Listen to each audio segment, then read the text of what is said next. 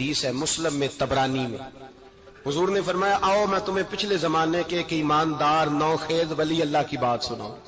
پچھلے زمانے حضور نے فرمایا پچھلے زمانے میں ایک بادشاہ جادو کے زور پہ حکومت کرتا تھا۔ جب وہ ایک جادوگر اس نے رکھا ہوا تھا تو جادوگر اس کو جادو بتاتا، وہ جادو کے زور پر حکومت کرتا۔ جادوگر بوڑھا ہو گیا تو کہنے لگا بادشاہ کوئی نوجوان میرے پاس بھیج دے، اب میں بوڑھا ہو گیا ہوں، میرا پتہ کوئی نہیں، کب مر جاؤں۔ ایک نوجوان کی ڈیوٹی لگائی، بڑا زیرک سمجھدار، اپنے رعایا میں سے چن کے جو ذہین فطرت مزاج بچہ تھا وہ اس نے لگایا۔ اللہ کے محبوب علیہ الصلوۃ والسلام فرماتے ہیں بچہ جادو سیکھنے لگا، وقت گزرنے لگا۔ بچہ جب جادو سیکھنے جاتا تو رستے میں ایک راہب بھی تھا جو انجیل جانتا تھا، وہ اللہ اللہ سکھاتا، لوگوں کو حضرت عیسیٰ علیہ السلام کی تعلیمات سے آگاہ کرتا۔ اس نے دیکھا کہ یہاں بھی لوگ اکٹھے ہیں تو وہ بچہ اس راہب کے پاس بھی اٹھنے بیٹھنے لگا۔ اب جب اس کے ساتھ اس کی گفتگو بڑھنے لگی تو اس کو باتوں میں لذت آنے لگی۔ اس نے راہب نے پوچھا کہ تو کون ہے اور کس طرح سے آیا ہے، کیا تیرا معاملہ ہے؟ اس نے کہا جی میں جادو سیکھنے جاتا ہوں، آپ کی باتیں مجھے بڑی اچھی لگتی ہیں۔ اس نے کہا دین سیکھ، جادو سیکھنے والے کافر ہو جاتے ہیں، قرآن و حدیث سیکھنے والوں کو اللہ کامل ایمان عطا فرماتا ہے۔ فرمایا یہ سیکھ۔ بچہ بیٹھنے لگا، اس کے پاس آنے لگا، باتیں دل میں گھر کرنے لگی۔ ایک وقت آیا کہ مسلمان ہو گیا، اور مسلمان کیسے ہوا؟ بچہ کہتا ہے میں تجربہ کر کے ہوا۔ اب میں تھوڑا سا وقت جادوگر کے پاس بھی جاتا اور باقی سارا وقت وہاں بیٹھتا۔ میں ایک دن جا رہا تھا تو رستے میں اژدہا تھا، بہت بڑا سانپ تھا، رستہ روک کے کھڑا تھا۔ یہ حضور نے بیان کی حدیث، نبی پاک صلی اللہ علیہ وسلم فرماتے ہیں بچہ کہتا ہے کہ رستے کے اندر سانپ ہے، رستے بند ہے، لوگ چھتوں درختوں پہ چڑھے، ہراش ہے۔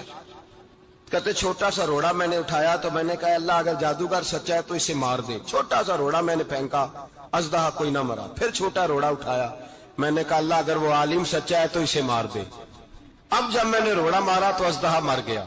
میرے اندر سے گواہی آئی نہیں دین کی باتیں سچی ہیں، نہیں قرآن کی باتیں اسلام سمجھانے کے لیے عرض کر رہا ہوں، اگرچہ اس دور میں انجیل تھی، اللہ رسول کی باتیں اچھی ہیں۔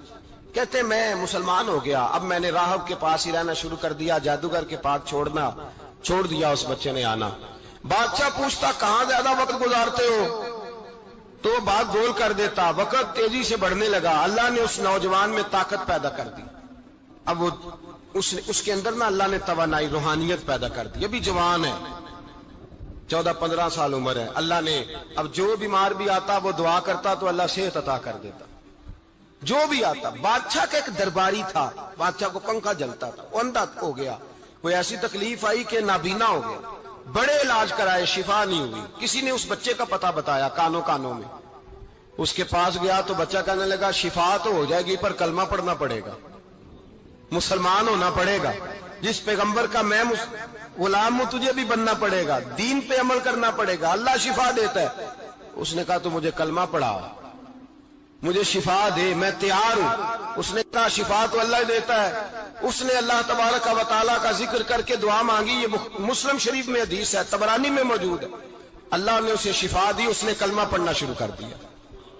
یہاں ایک نقطہ لکھا ہے ہمارے علماء نے، کہتے ہیں جب اللہ ولایت عطا کرتا ہے نا تو یہ سفید بالوں والے کا حصہ نہیں ہوتی۔ اگر جوانی میں کوئی آدمی توبہ کر کے تصوف کے رستے پہ چلتا ہے تو سب سے زیادہ ولایت اللہ اسے عطا فرماتا ہے، سب سے زیادہ ولایت اس کے پاس ہوتی ہے۔ ابھی اس کے بال کالے ہیں، چڑھتی جوانی ہے، دعا کی تو اللہ نے، اور حدیث پاک میں موجود ہے کوڑے آتے تو شفا یاب ہو جاتے، اندھے آتے تو شفا یاب، برس والے آتے تو اللہ سے دے۔ جوان ہے، بادشاہ کے پاس وہ واپس گیا، وہ جو آدمی جس کی آنکھیں ٹھیک ہوئی تھی۔ بادشاہ نے پوچھا کہ کیسے شفا ملی؟ تو کہنے لگا میرے رب نے شفا دی ہے۔ بادشاہ سجدے کراتا تھا، اپنے آپ کو منواتا تھا معاذ اللہ، کہنے لگا میرے علاوہ کون رب ہے؟ اس نے کہا وہی رب ہے جس نے تجھے پیدا کیا ہے، اور وہی رب ہے جس نے مجھے اندھے کو آنکھیں دی ہیں، وہی ہے میرا مالک۔ کہا اچھا تو مجھے نہیں مانتا؟ کہا نہیں میں اپنے رب کو مانتا ہوں۔ بادشاہ نے اسے سزا دی، ستایا، اس نے بچے کا پتہ بتایا، پھر بچے کو بلا کے ستایا تو اس راہب کا پتہ بتایا، راہب بھی قتل ہو گیا، نابینا بھی قتل ہو گیا۔ بادشاہ نے کہا سپاہیوں سے اس بچے کو لے جاؤ اور پہاڑ کی چوٹی پہ جا کے نیچے پھینکو تاکہ مر جائے. بچہ پہاڑ کی چوٹی پہ گیا تو ہاتھ اٹھا کے کہنے لگا یا اللہ میرے لیے نہیں اپنے لیے، میرے لیے نہیں اپنے لیے انہیں اپنی قدرت کے جلوے دکھا. میرے لیے نہیں، اللہ کے بندے اپنی جان بچانے کی دعائیں نہیں مانگتے، اپنے لیے انہیں اپنی قدرت کے جلوے دکھا. یہ دعا مانگی، جتنے لوگ ساتھ آئے تھے وہ سارے زمین پہ گرے اور سب مر گئے، پہاڑ سے گر کے مر گئے. بچہ واپس سیدھا بادشاہ کے پاس کہنے لگا لو بھائی میرے رب نے مجھے بچا لیا ہے. جوان کا ایمان دیکھو، میرے رب نے مجھے، بولو میرے اللہ نے مجھے ایمان کی گواہی دے رہا ہے، میں بچ گیا ہوں، تو جھوٹا ہے میرا رب سچا ہے. اس نے کہا لے جاؤ اس کو دریا میں، کشتی میں بٹھاؤ، بیچ دریا کے جا کے دھکا دے دو. بیٹھے کشتی میں، دریا کے بیچ گئے اور جب جا کے وہاں اس کو دھکا دینے لگے تو اس نے کہا اللہ میرے لیے نہیں اپنے لیے انہیں اپنی قدرت کے جلوے دکھا. بس ایک طوفان سا آیا، جتنے سپاہی ساتھ آئے تھے ڈوب کے مر گئے. وہ بچہ اٹھا اور سیدھا پھر بادشاہ کے پاس، اسی کے پاس کہنے لگا لو بھائی میرے رب نے مجھے بچا لیا ہے، تیرے پاس آیا ہوں. وہ کہنے لگا تو کیا مصیبت میرے گلے پڑ گئی ہے، کیسے جان چھوٹے گی؟ تو بچہ کہنے لگا اگر تو مجھے باندھے درخت کے ساتھ اور سارے ملک کو بلائے، لوگوں اکٹھا کرے، پھر تو مجھے تیر مارنا، میں تجھے بتاؤں گا کیسے مارنا ہے، میں مر جاؤں گا. اللہ کا بندہ نوجوان ایمان دیکھو، مرنے کے طریقے بتا رہا ہے، میں تجھے بتاؤں گا میں کیسے مروں گا. یہ بات کہی، بادشاہ نے سارا مجمع جمع کیا، ملک سارا باہر آ گیا، درخت کے ساتھ باندھ دیا.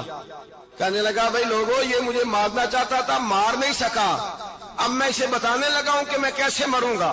اسے کہو جب تیر مارے تو ساتھ میرے رب کا نام بھی لے، میں اپنے رب کے نام پہ جان دوں گا، ایمان کی پختگی میں اللہ کے نام پر جان دوں گا. اسے کہو رب کے نام پہ مارے، مر جاؤں گا.